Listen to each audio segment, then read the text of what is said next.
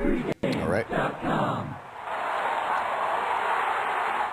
And the boys are back. Second of two videos. Had the one on the collegiate level, and now we go to the NBA level, the pro level. The Denver Nuggets, a team that fired their coach Brian Shaw. They are at home, catching 5 points against the Houston Rockets. This will be Dave Cokin's play. And Dave, coaching change made, but the writing was on the wall with Shaw.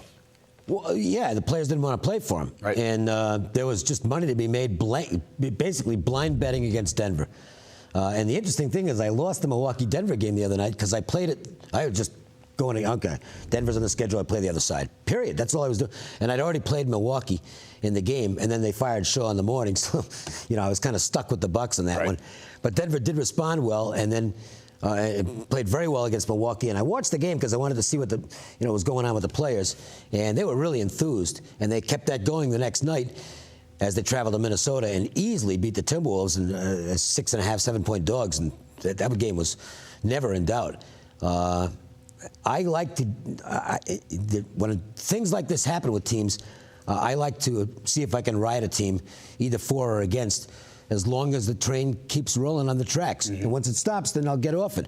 But right now, I'm in Nuggets mode. Play on, Nuggets. Same thing with totals, too, because maybe the style changes under the interim coach. Well, they should be running a little more.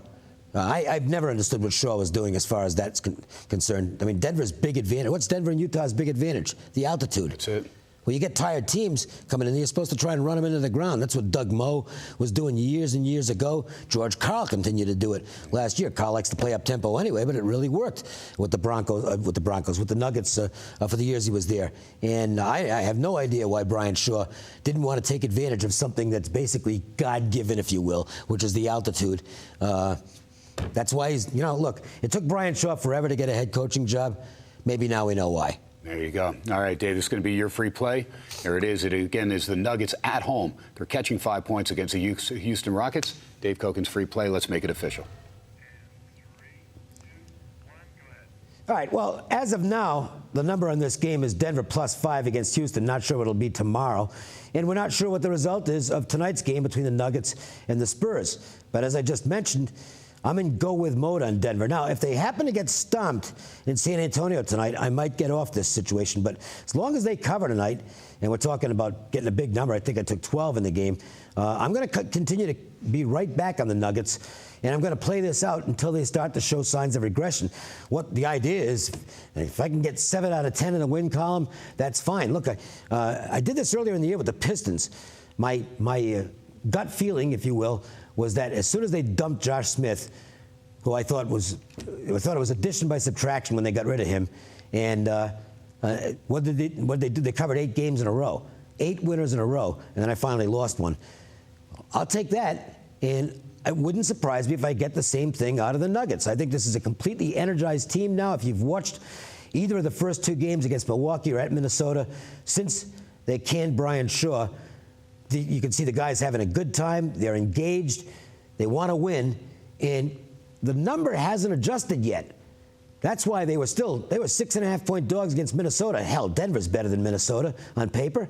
Probably 3 or 4 points better on a neutral court. And even with Minnesota being at home, there's no way the line should be 6 or 7 points. And so this was a great advantage situation. And I think you still got one tonight at San Antonio.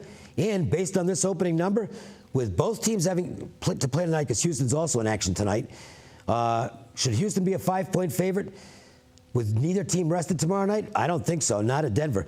So Nuggets plus the points will be the free play. Also want to note that, sometimes it doesn't run so well, sometimes it runs okay, and then sometimes it runs really well. And right now, I'm in one of those really well modes. It's been good lately. Kenny had his game of the year with Davidson. I also had a big play on that game. And there's a game I like tomorrow in college basketball a lot. Now, just one word here. I don't believe in these 10-star games or anything like that. I think it's ridiculous. I think if you manage your money like that, you're a moron and you'll get broke. Okay? Don't do it.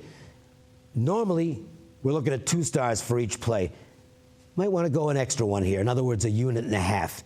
That doesn't mean you go nuts on the game, but it is a strong play. You can get the game at pregame.com. It'll be my college basketball game of the year. Good stuff, Dave Cokin. And I know you make a lot of sense there. When you have something going your way, if you can hit 6 out of 10 on something like that, you're making good money. If I hit 5.5 out of 10, I'm happy. There you go. You know, this isn't one of those things. And I'm not throwing any bull at you. It happens that I'm having a great year in the NBA. I'm over 70% of the year.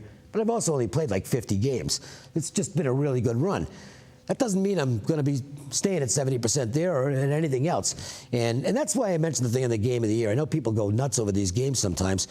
If that's what you want to do, it's your money. But I would recommend that you play it just slightly more than you would play your regular play. That's how you manage your money, okay? There you go. That is good stuff. That comes from a guy that's been doing it for a long time and doing it strong, and we're fortunate to have him here at pregame.tv. It is Ken Thomson. It is Dave Cokin. We'll be back next week. Conference tournaments and the big conferences will be at a frenzy, and then we'll start getting into the big dance the following week, and we'll actually probably come at you earlier because that first Thursday, Friday, Cokes and I will not be doing any videos. No chance, none. No chance. But that Wednesday, we may come in and do a video. All right, folks, have a great weekend. As Scott Spreitzer says, hope all your games end up in the win column. We'll talk to you next week. Ken Thomson, Dave Cokin, bid you a good weekend. Pregame.tv.